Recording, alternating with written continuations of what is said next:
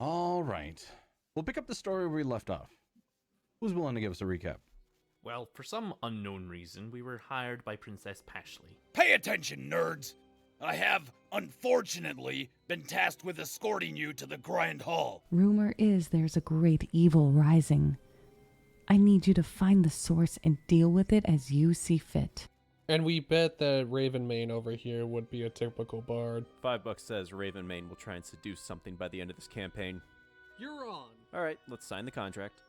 Ha ha ha! That was very funny, MattMan! We entered the Propofil lair and found our bad guy. Who dares enter my dungeon of prodigious Propofil? And we ended with me rolling for seduce. Okay, great recap. Go ahead and roll for seduce, Ravenmane. Okay, here we go. Woo! Yes!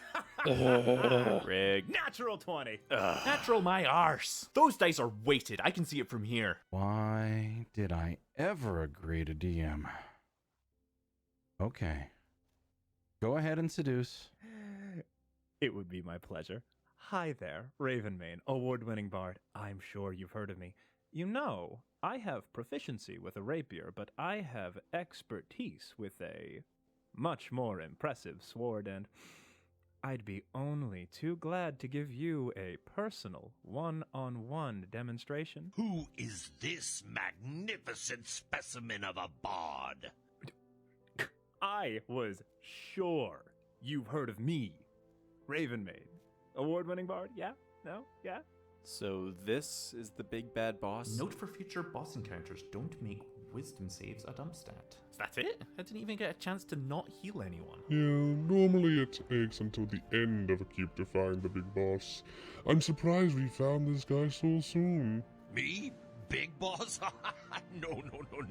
I work... What? I'm hit? Ravenmane, I did know you. Hey, no, don't you go dying on me, not when you just remembered who I am. This is not good. Potions, where did I store my potions? Apprentice Cleric Birnam, I need you to cure these wounds. Quickly, now, while there's still time. I think I read about this in the Player's Handbook.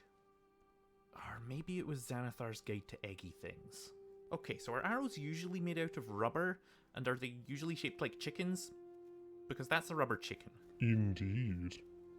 What sort of foul fellow would use such an impeccable weapon? The plot chickens. No, shut the cluck up. Guys, trying to have a moment here. Come find me, explorers, and for your sakes, I hope nobody has a banana. Many hours later. You fought your way through the keep and are about to face the true master of the house. You enter the hall and find a curious fellow with a white face and orange hair. FYI, I rolled all your initiatives, and this time, the bad guy goes first. I roll for seduction. Ooh. Oh, sorry, I have no idea what possessed me to say that. Hey, Zamoody, didn't you change the time of your podcast? Oh, man! I totally forgot it was at noon now! Yes. The ColdReadthePodcast. A place where people can go and basically talk about anything that has to do with voice acting. All right, it's recorded live at twitch.tv/Zamoody. Do you need us to help again? Because I'm tired. Allow me to help with that. I know some people who can lend a hand. Let me just summon them real quick.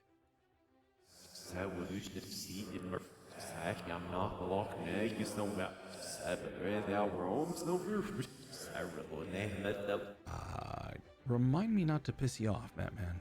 Coming in from all over the world. 4 people looking to break into the voice industry. Come together to record a podcast.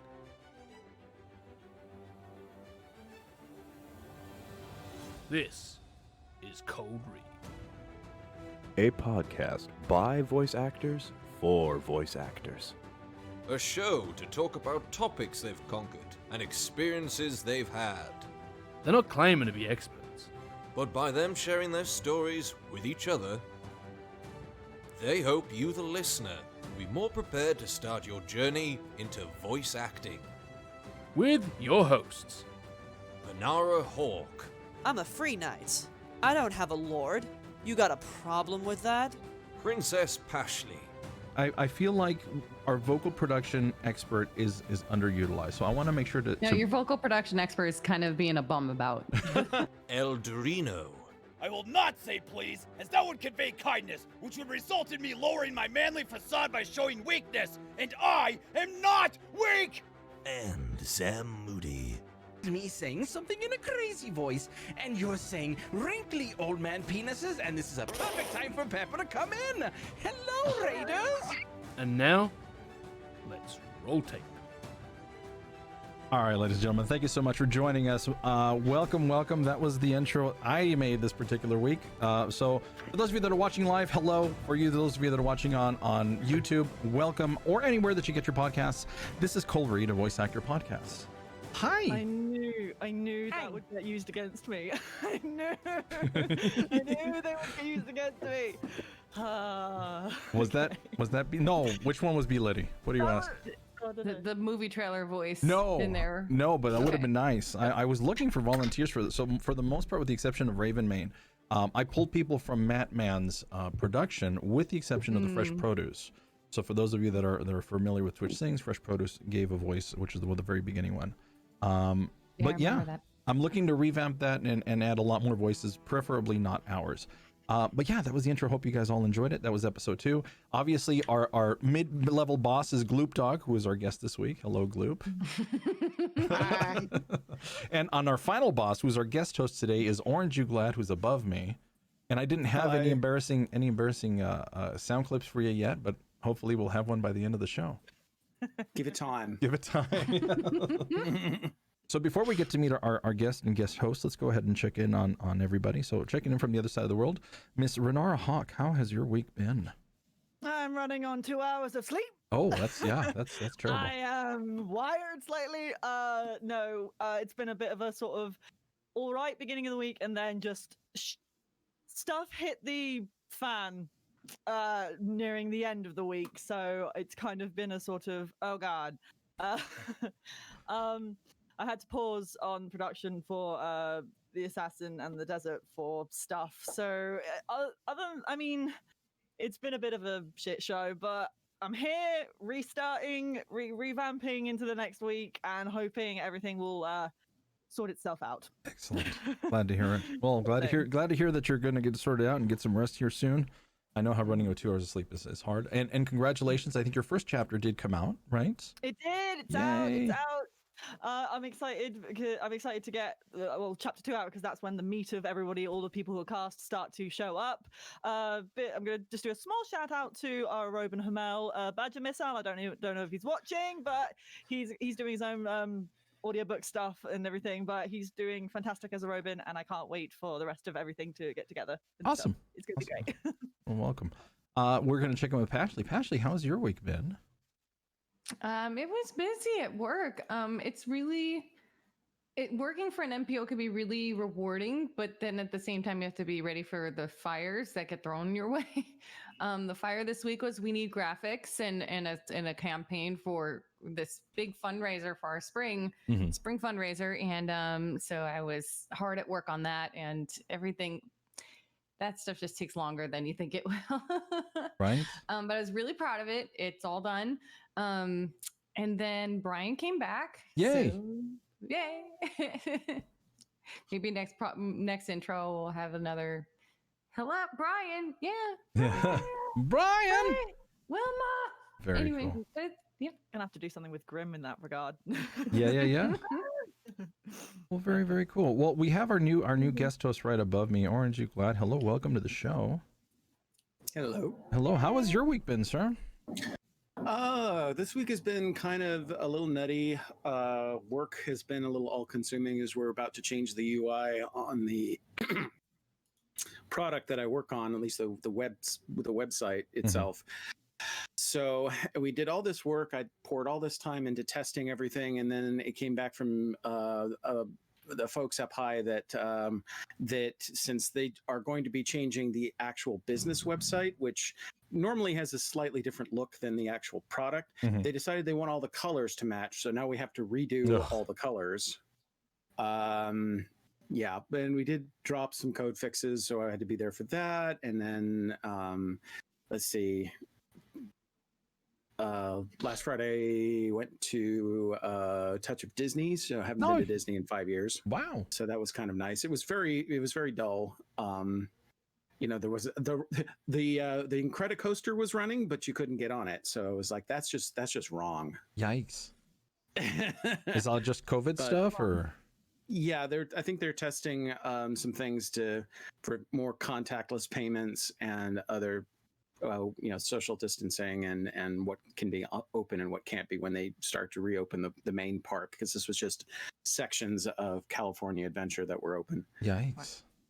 So it was kind of fun watching the Rapids ride was drained, so that was kind of fun seeing that completely drained.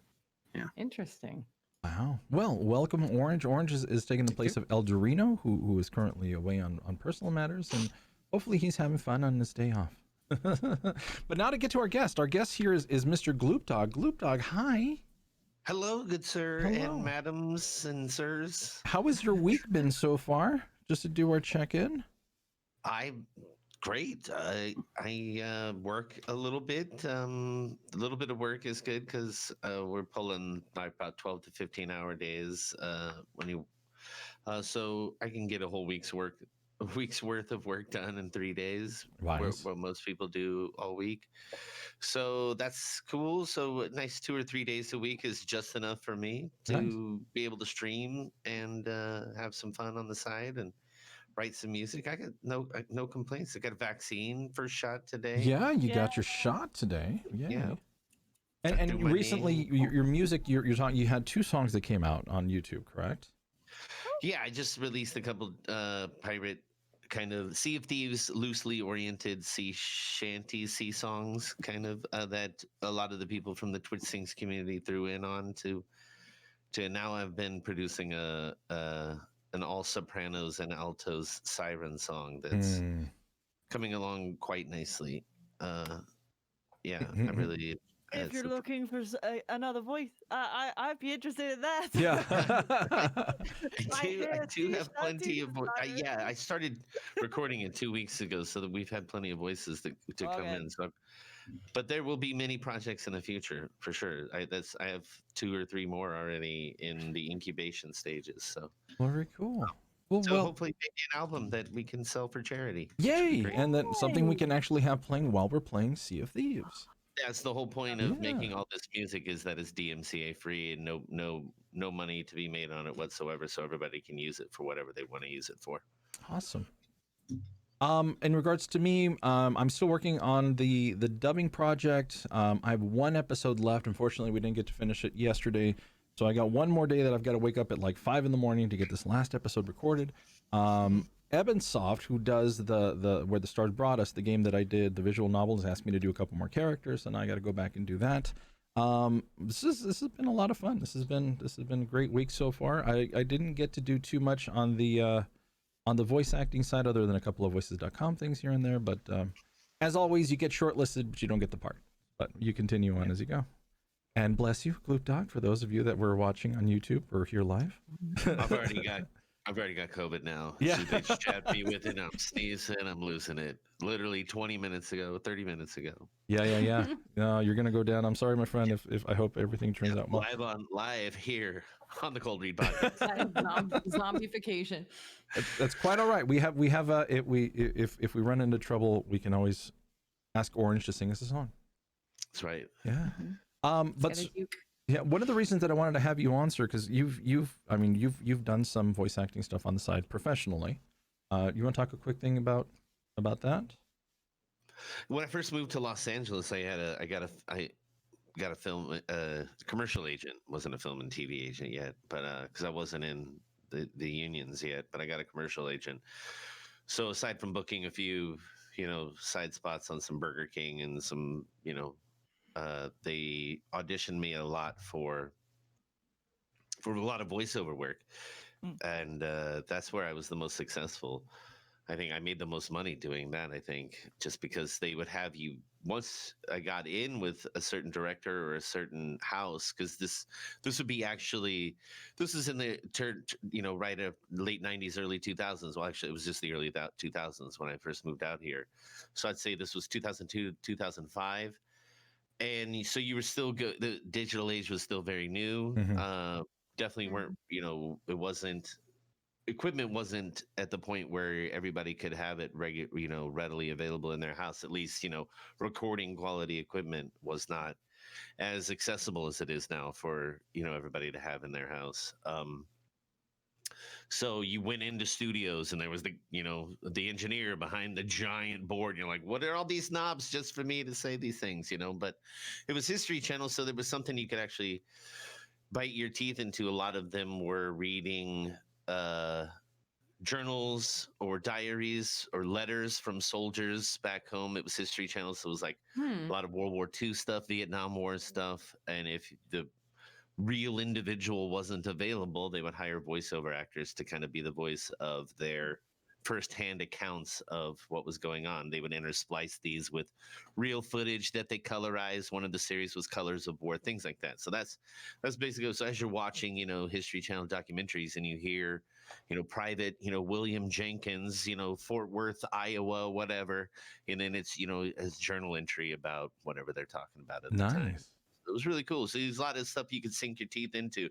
And they had it was British people, Irish, some Italians, Russians, they wanted people who could do accents or, actual, people, from Russia where English was a second language and stuff like that. So I got to do accents. I got to do Irish accents. One of you from Texas, get yourself a Southern drawl, real gentle like and just talk about how you been out here for too long. We miss back home and stuff. So it wasn't real. It was really subdued. It was real. They know it's the History Channel. It's on late at night. You're not going to be like, hey, here's a war. It was real. No springtime for Hitler. People are no springtime for Hitler. It was real subdued and very, people are going to be falling asleep to this. So it was very gentle and calming in your, it was cool. I really enjoyed it. And because you did certain voices, they bring you back when they wanted to use excerpts from that person's diary again. You got to come back and do episode 15 and 17 and 19 and 22, and they bring you right back. Yeah, if you were aired as Private O'Malley, every time O'Malley came back in, it was your voice again. So that was really cool too. Very cool. But I mean, how did you walk? Did you just walk into it and just try to find an agent, or because you're obviously you're in the LA area at that point in your life?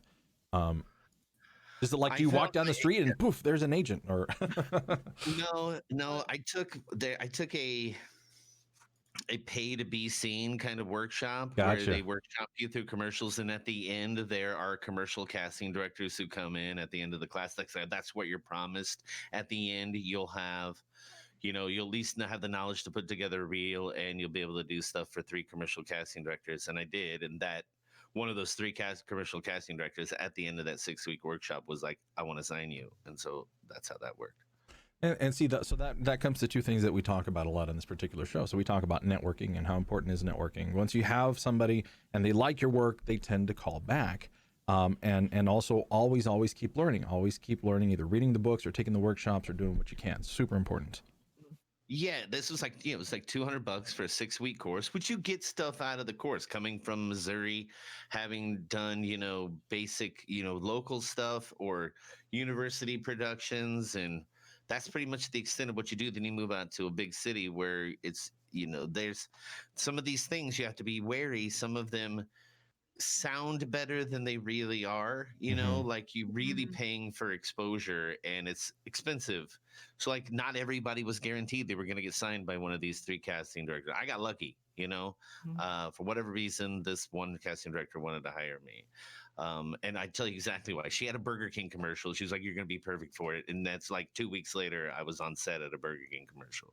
So she was literally using this, making money from this class, and then like cherry picking whoever she wanted out of the class too. So it was like, it's not every, and there's a ton of these classes just like this in LA. So it's not everybody. You're going to walk in, have a 6-week course, and have an agent at the end of it. That's not it at all. Right. And in fact, most people are asked out of $200, and you glean whatever you can from those 6 weeks of learning, and that's what you pay for.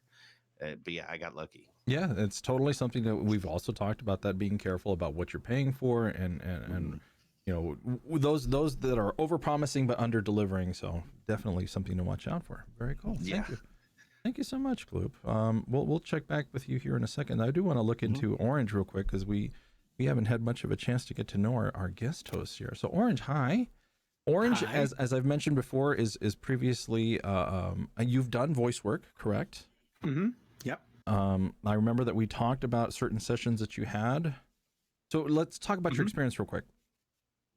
It all started back in 2005. I was playing Sergeant Trotter in a Mousetrap by Agatha Christie at a local semi-professional theatre, and the person who was the director was a guy named Larry Albert, who plays Dr. Watson on the Further Adventures of Sherlock Holmes on a radio series called Imagination Theatre. And he's also the voice of Harry Nile in The Adventures of Harry Nile, which is a 1950s PI drama set in Seattle, which is where I was living at the time. So he came to me and he said, if you ever join AFTRA, because at the time SAG and AFTRA were two different unions, said, if you ever join AFTRA, let me know, I can use you. And I said, okay. So about a year later, I joined AFTRA, because to join AFTRA at the time, unlike SAG, which requires a certain number of credit work, after you just paid $1,000 and you were in the union. Oh, yeah. So I got in, and then as soon as I did, he had me come in. I recorded a reel for him of scripts that they had written. And then 2 weeks later, I recorded The Adventure of the Norwood Builder, which was a classic Sherlock Holmes. It was the most unhappy John Hector MacFarlane. And that's also where I learned, like, this was hilarious, because not only was it the first time I'd ever done any of that kind of work, it was also done live in front of an audience of like 500 people. So, thankfully I had some stage experience. So, but that's where I learned things like, you're an asthmatic, keep breathing. I'm like, oh, right. So while Dr. Watson and Sherlock Holmes are yakking, I'm sitting here at the microphone going,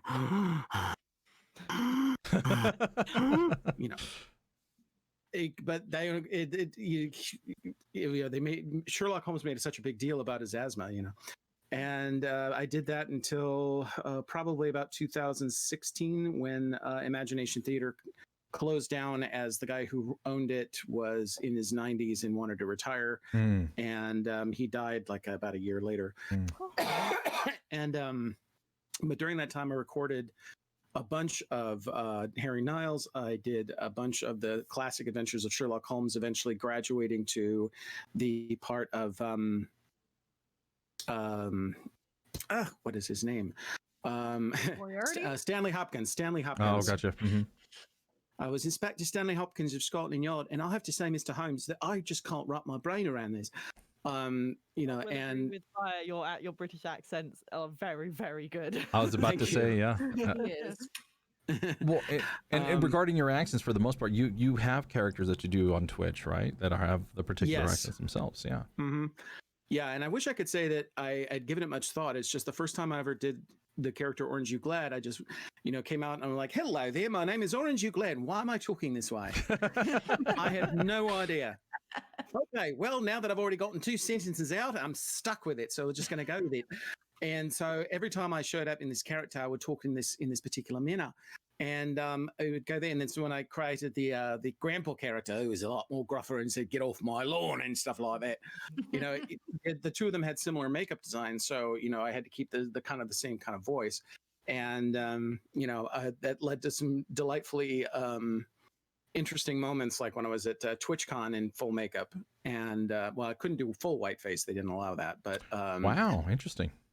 Yeah. So, people are like, I didn't see you at TwitchCon. I'm like, how can you miss a 6-foot-tall orange clown with huge shoes? But apparently you can. It's in GloopDawg. Yeah, no, I did not miss GloopDawg. I remember seeing GloopDawg. I was at the Twitch Sings thing, and there's this, gigantic Scooby-Doo. I mean, how can you miss that? Like, who's that? People are like, oh, that's GloopDawg. You know, he's like, he's a freaking legend. So, it was, 7 foot. I had a foot over you. That's the only reason. Yeah, that too. 7 foot That too. But He's yeah, literally one the guy come size up of a to me. Great Dane standing up, just like walking by. You see, especially with Yes. the extra head on top too. Oh yeah, yeah, it's But hard. I had one streamer ask me, so how was your flight over from, you know, wherever it is you're from? And I eventually just went, oh, Will, actually I live like 4 miles from here. And No. Perfect. Ace. and Very he just nice. went, turned around and walked away from me. Well, speaking of Twitch, we should mention GloopDawg. GloopDawg, you have Never a meet your heroes. That's what he was thinking. Yeah. so GloopDawg, you're a partnered member of Twitch. You used to do the Twitch Sings back then. It's how most of us know each other. Right. And you are, let me tell you, you are a wizard when it comes to A, putting on a show, and B, marketing yourself, because it's insane just to see you've got everything. You've got a great idea when you start, because when you did your Twitch Sings, you're also the world record holder for Twitch Sings, songs in a row. Yeah. And you promoted the hell out of that. It was great. So, I mean, because we had an episode about marketing very soon, or recently. So, the biggest thing that I see happening in a lot of marketing, and I'm not just saying as individuals, for those of us who are trying to get information out, I see it from shoddy work done at the highest people, you know, from big, huge corporations. It's, for me, I am trying to be most mindful of oversaturation. Right? I try to not tweet every day and things like that. So, or just when I do have something that it's something pertinent to say or purposeful to say, because I believe oversaturation dullens the message that you're trying to get out when you have something that you really want people to pay attention to. So I'm mindful about oversaturation. I think oversaturation can happen in being live as well. I think that and it can have a negative impact on sleeping patterns and things like that. So like being mindful of oversaturation is something that I'm trying to keep in the foreground. And I'm not sure if it seems to be effective. No, well, And if I have something to say, commodity. I want to say something that I want to say specifically. If I've heard somebody else say it, that is going to get lost in the chorus of everybody saying the same thing. So I want to put a specific point on it when I say it, be that through a humorous angle that I've not heard anybody say, or something to that effect, or just to use very specific words and not try to use what I've seen other people say a lot, because then it just gets lost in the chorus of everybody saying the same thing. So those are two things that I've kept in the foreground. Love it. When I'm trying to put messages out there. So you were going to say something, Pash? Oh, I was just saying what he's talking about is making yourself a commodity anywhere on social media and striking while the iron is hot. And I think that's just a general rule of social media and Twitch, period, especially in growth phase. So. Yeah, absolutely. Very, very cool. But so you've had all of this stuff. You have. I want to ask both of you this particular question. So growing up, is voices something that just came to you? Is this something that you could do easily? Did you guys get in trouble in school for it? Yeah. Yeah. But I mean, did it ever cross your guys' mind? I mean, obviously you did it when you got here, but is that something that you thought like, hey, that's something that I want to do? I think, go ahead, Orangey, if you have some insight. Not really. Not when I was going to. I mean, I was going to become a medical examiner. So, wow. I know everyone's going like, what? Yeah, and unfortunately, when I hit biochemistry, that was it. When I hit biochemistry in college, that was it. I couldn't do it. And then when I started, back when after I became an adult, I started doing coursework, and then I graduated to stage work and acting. And it wasn't until Larry Albert approached me and said, hey, I think you could do this. And at the time I'd been listening to the Big Finish Doctor Who audio dramas, and I really liked those. And cartoons, on the other hand, because I don't have I'm not Mel Blanc. I'm not, Tress McNeil. I don't have that kind of range as far as character voices are concerned. I'm more of an accent person and an actor. So, for me, it was more finding where I can kind of fit in that realm after I was initially approached by Larry. And like I said, I discovered the accent. Yeah. And as far as the growing up thing, when I discovered British sitcoms when I was 10, and of course they played on PBS and my parents would let me watch PBS, and, at that time we were watching To the Manor Born and Are You Being Served, which I didn't get the jokes in at the time. At least half the jokes I didn't get. Yeah. It wasn't until later. And stuff like that. Or watching Mystery, which was the PBS showcase of British mystery shows, like at the time, Sergeant Crib, Poirot, Sherlock Holmes. Yeah. The old Joan Hicks and Miss Marples, which are amazing. Yeah. So I'd be sitting there going, oh, these people sound a lot different than the Americans. I really like the way they sound. So I started just listening and parroting it back and trying to match the what I now know of phonemes and stuff like that. And, after a while, my parents were like, do you have to do that? And I'm like, yes, of course I have to do that.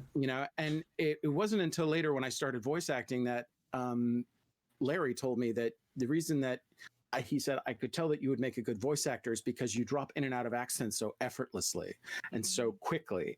Whereas some people have to kind of walk their way into it or ramp up into an accent. Whereas key phrases. I could just, key phrases and things like that. Whereas I'll just do that. And like if you've ever watched one of my streams where I'm doing a book reading and I'll go from Grandpa to suddenly I'm Ellery Queen. And then all of a sudden I'm back to doing Grandpa. And I'm just, but then again, I've been doing this for 40 years now. So, if I haven't achieved some level of proficiency, I'd be surprised.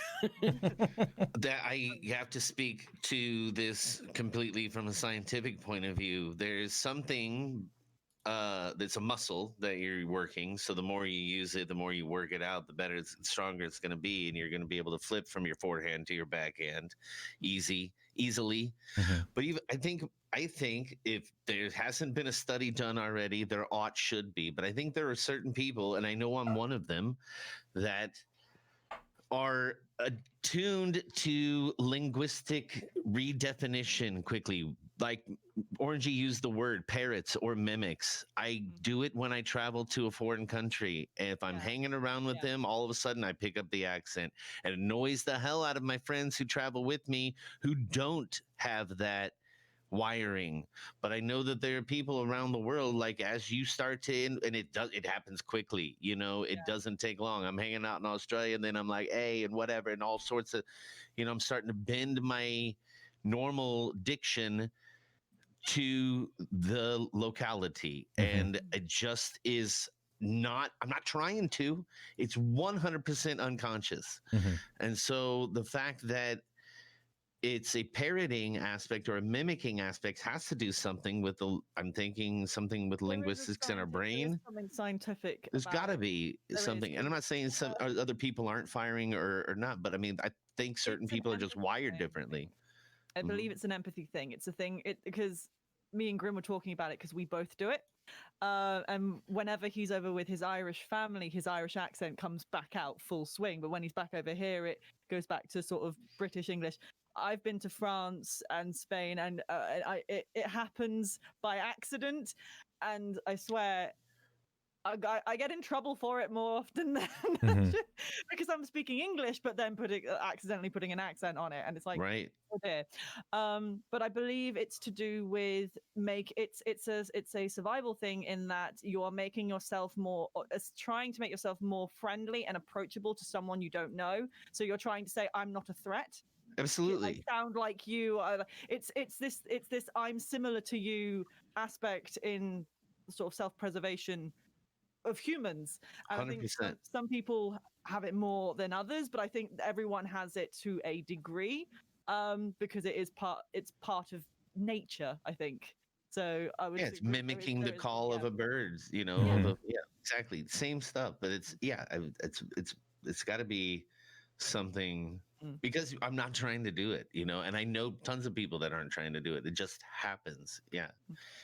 I was just going to also add, I think because I'm listening to what you guys are saying. I'm going, there's things here and there that are making connections, because Grim has done years of theatre. Orange, you've done years of theatre. Like, my brain is going, there must be some element of theatre training which helps you to switch from one to the other quite well. And I'm wondering if there is some sort of thing in theatre training that I, at least, because I've never been trained theatrically. I've just done D&D. That's where I started.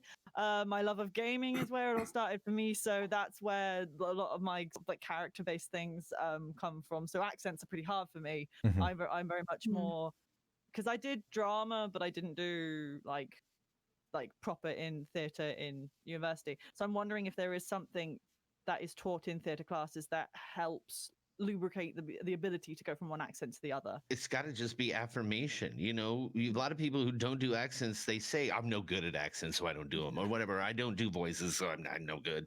And because they never try or whatever, or they have shut themselves down on that all the time, where if you're in theater or you're in a D&D community where accents and stuff are lauded and applauded and there's positive affirmation, then you're free to try and fail and keep working on it and experiment with them. And it becomes, now I do accents and I'm going to keep working on them, as opposed to the opposite. Has anybody read that thing by the Beatles? Exactly. There was a book written by the Beatles and how they became so successful. And I think in most cases where you see success, you've seen people who have tried and failed multiple times. And Tom fucking Brady is one of those people. He was drafted number 6 in the NFL draft in whatever year, and then became one of the greatest of all time. 6 rounds. So it's the hard work. It's the thank you. Sorry. 6th round. Yikes. It's the same thing with the Beatles. Great. One of the greatest bands of all time. I think we can all agree, at least top 5. And so, and now I'm going to go Google that book, because we learned about this a lot in my master's degree at University of Maryland. The importance of practicing. I will say, when it comes to Access Renara, your English is absolutely spot on.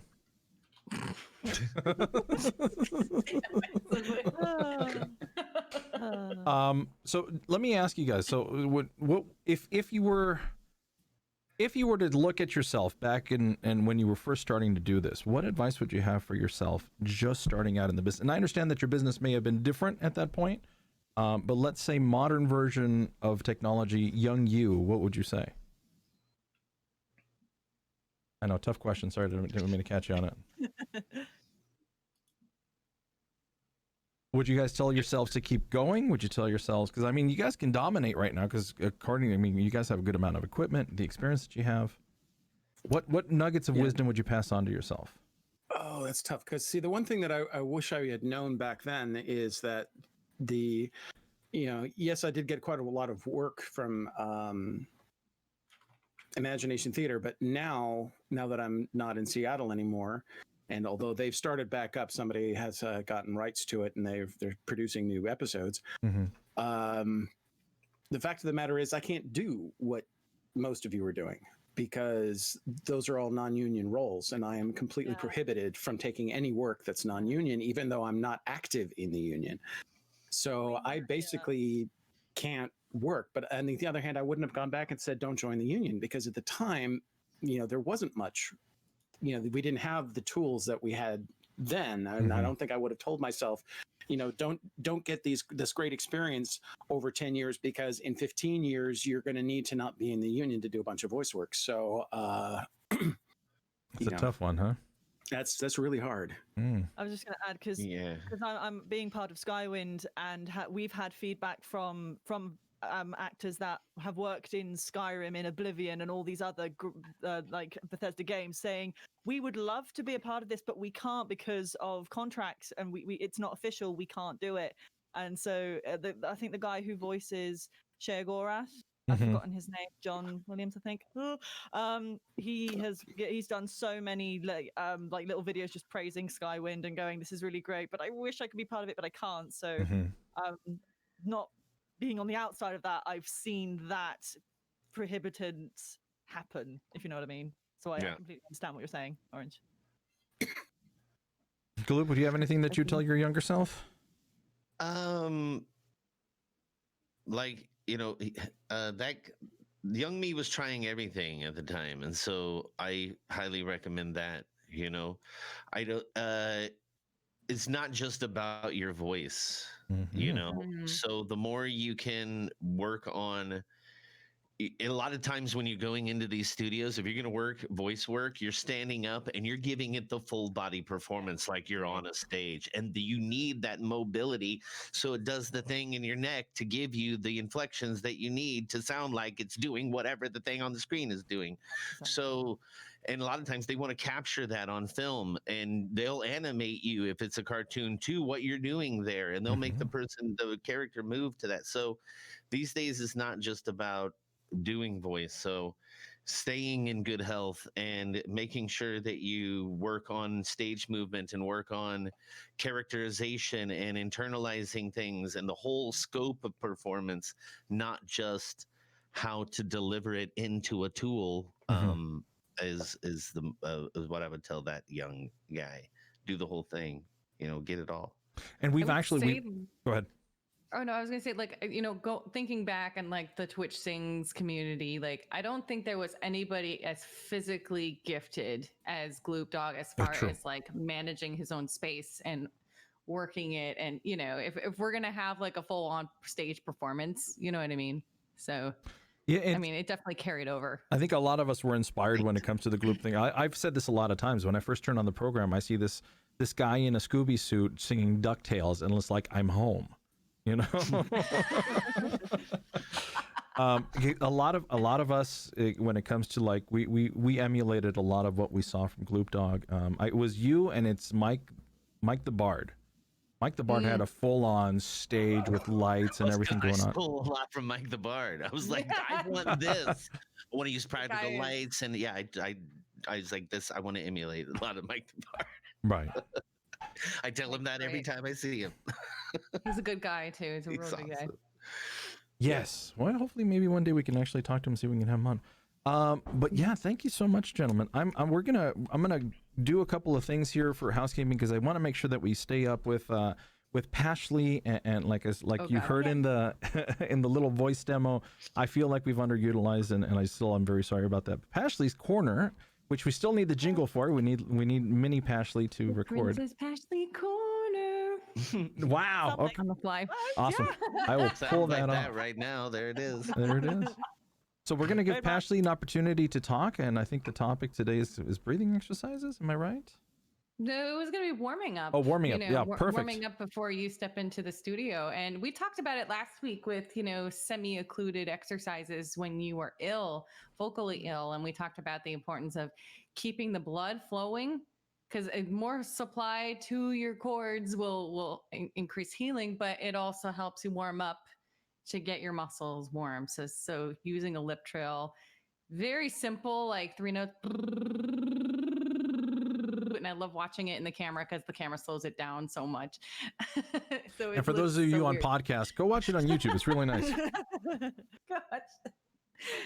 And then also, and kind of moving up, and not to the point of stress, and moving down, not to the point of stress, is super duper important. I don't know if Orange, you glad, or Gloop could weigh in and say yes, no, maybe so. Like that. I know in my time in musical theater, warming up is always super, super important because you go in and you try to give it all, and you could really, really hurt yourself. So sorry, Orange, didn't mean to interrupt. Oh, it's okay. The one thing, well, of course, this just comes from my stage experience, is that nobody owes you a warm up. No. Which isn't this, you know. Yeah. So, because I've actually had people do this to me where they're like, I'm sorry, I'm off tonight. We didn't get it. You know, they didn't do a group warm up for us tonight. I'm like, excuse me. No. No. I mean, I've been fortunate enough to do one equity show, and they didn't do that. You didn't all get up on the stage and go, you know, you were expected to handle your shit, and you were supposed to do it yourself and get yourself psyched and ready and whatever you needed to do before you stepped out on that stage. So, you know, so when I, you know, doing these other ones, and, you know, I learned you no one owes you that, so you need to get out there and do whatever you need to do to get yourself ready. So it may take you 15 minutes, may take you 5, may take you 30. But you do what you need to do based on what kind of performance you're going to be doing, especially if you're going to be doing anything that's vocally taxing, enough that you're ready for it, but not that you're already semi-taxed before you start, Right. That's the key. Stuff like that. Don't overdo it, because then you have nothing left for your 2-hour session in the booth. Doing the breathing warm-ups, and these can look so many, they have so many looks, right? Some people really like to lay on the floor and put a bunch of textbooks on their stomachs to make sure that those muscles of support are engaged, and I had a voice teacher who used to step on my stomach during warm-ups.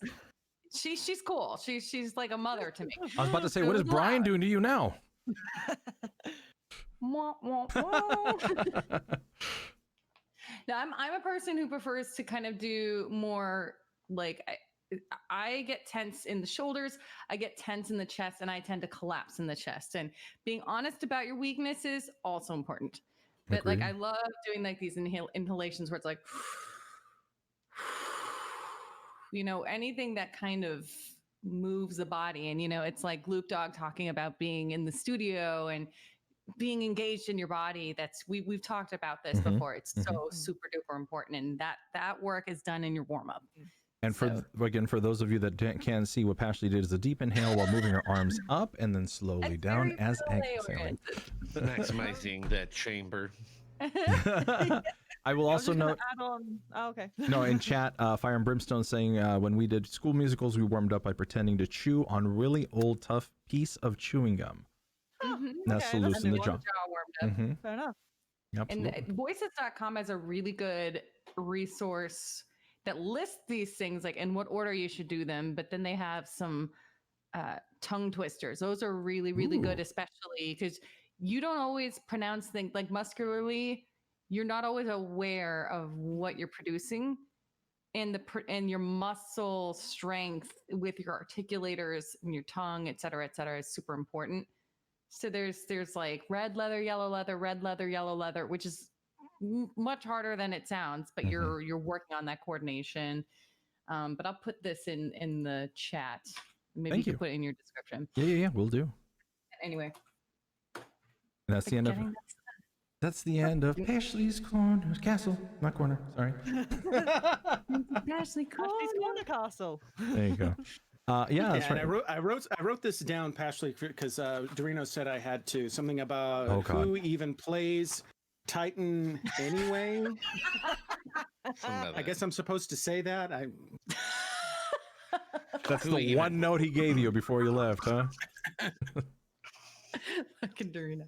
He's haunting us from the winery. Yes. I hope he's staying hydrated. He is. He is, Mr. Our water messiah. Yeah, if you guys haven't checked, and I'll post this somewhere with Matt's permission. Matt is building the Cold Read realm. It's just looking really nice. And then Eldurrino's got his own island, so he's super happy to be surrounded by water. Eldurrino's Forge is on his own private island. Yes, 100%. I'm kind of 100% happy that my creation is being made by Matt. I know. Another thing we want to talk about here, because we're starting to wrap up the show. Ren, you wanted to say a few words about the current. Yeah. One of the bigger things that happened, I think, this weekend, at least for the UK people in total, is that His Royal Highness Prince Philip Mountbatten did pass away, and it affected the whole of the UK pretty massively, and me as well. Me specifically, because I have a small story in how he was really important to me, having worked in a school. I work in a school, and I'd like to just talk a little bit about something that is really important to me as a way of just sort of going through this. I don't know in the UK, in the US even. I don't know if you guys know, but there is a specific type of award that Prince Philip set up for students who don't. It's called the Duke of Edinburgh award. And you get gold, bronze, silver, and gold, and it's for primarily it can be done alongside GCSEs, but it has been used for helping children to excel in other areas of schooling that traditional schooling wouldn't have helped them. And it was him who set this up. And I work with special needs children, and the amount of children I have seen flourish and do so well through this, it's astounding. And when Prince Philip died, it was a bit of a sort of shock, because this is a man who not only embodied the wartime generation, a sense of duty, and a lot of things that I look up to, and he was a big role model for me, along with the entire not the entire royal family, but I mean Queen Elizabeth I, a lot of royals in the UK family I have looked to for strength and inspiration. So it hit me pretty hard, which is kind of why I wanted to say a few things on that. I know Fire and Nyx and quite a lot of the UK had a minute silence for him at his funeral. I watched the whole thing live, and I don't want to get, it's not that I don't want to get political, but it's the sense of, I know that there's been a lot of contention with everything, things that have happened recently, and I've borne the brunt of having people say a lot of negative things about something that is important to me. So I'm hoping that from this we will find a unity, because it's something that Prince Philip would have wanted, because he pushed for the royal family to come to be better, like to be up with the times, and to like bring people together and explore what the royal family could mean to the world and to a lot of things. Prince Philip himself was half Greek, half Dutch. Oh, wow. Not many people know that. And it was, I don't know, I just feel like I can't explain it, but I feel like I had to talk about something, and I had to say something as maybe my little piece on everything that's happened. And just to say that this is a man who has greatly affected the whole of the UK and will be sorely missed. And I did just want to say just a few small bits on that, really. Okay. Thank you so much for sharing. Nyx would like to point out from chat that they like it when you use their name. And Philip was a big inspiration for them, and they looked up to him a lot. Yeah. So. Yeah. Okay. Wow. Well, thank you so much, everybody. Gloop, you're absolutely awesome. You're a doll. You're right now. You've got the music thing going. You've got the Twitch thing going. So mad respect for that. I hope everything works out well. Thanks for being on. Thanks, here. buddy. Yeah. Can't Oren, wait to sail with you again. Yeah. So I tend to sail a lot with GloopDawg and Sea of Thieves, and that's always a lot of fun. We have so much fun. Yeah. Orange, thank you so much for stepping in here for Mr. Eldurrino. You're welcome. Thanks for having me in. Yeah. Can't wait, because you've had your second dose, I think, or you've got it coming up, or no, coming up. So we are looking forward to doing some music streams together. So that'll be a lot of fun. Yeah. Hey, people that are coming in, thank you so much. But yeah, we've learned a lot from Mr. GloopDawg, and we've learned a lot from Orange. You glad? Please Thanks don't for having me on today. No, anytime, my friend, anytime. This is always a lot of fun. Make sure that you're breathing. Make sure that you're warming up. I will also note, because I meant to say it earlier when Pashley was talking, that don't forget that if something starts hurting when you're doing voice acting, stop. You don't hurt yourself. It's not worth it. So keep that in mind, and as always, keep those auditions going. If you have any questions or topic for us, or a guest that you would like to have us on, email us coldreadthepodcast@gmail.com. We have built a very good network. If you have a question in regards to acting, if you want us to listen to your auditions, we will give very constructive feedback. We are not mean. We will hopefully hit you in the right direction. Sorry, did I hear somebody come in? Okay. But we pretty much reached the end of our show. Thanks to everybody who's been here. What is that? What is going on in chat? Stop flipping each other off. But absolutely, keep those auditions going. Keep everything up and running. Don't forget to catch us anywhere where you can get some podcasts, listen to the back episodes, watch us on YouTube. We love seeing the interactions. Thanks to the chat. Thanks for Fire and Brimstone, Nix, Peoria Jack, welcome. Everybody who's been here. Birnam, as always, thanks again for being part of that. I should mention MattMan and his individuals that helped us out with the intro. Thank you very much. We were able to decipher, and I'll put the decipher of that at the end of this episode because he gave us that little thing at the bottom. But until then, watch what you're doing, put out those auditions, and please, please keep rolling tape. Until next time, everybody. Bye-bye. Bye, everybody. And cut.